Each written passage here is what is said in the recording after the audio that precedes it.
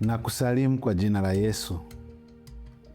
Kanisa la Waadventista wa Sabato chini ya jimbo dogo la Mashariki Pwani mwa Tanzania, tunaendelea kukumbusha wajibu wetu mzuri wa ujenzi wa shule ya kanisa.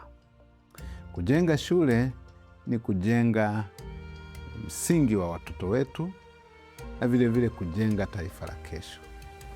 Hivyo kama mshiriki na mdau wa elimu, unakumbushwa wajibu wetu wa kuchangia shule hii kwa njia ya maombi, kwa njia ya fedha, kwa njia ya vifaa vya ujenzi, vile vile kwa nguvu kazi, lakini pia kwa kuwahamasisha wengine kuunga mkono mradi huu mkubwa na mtakatifu, mradi wa ujenzi.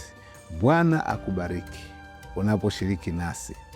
Kwa jina la Yesu, amina.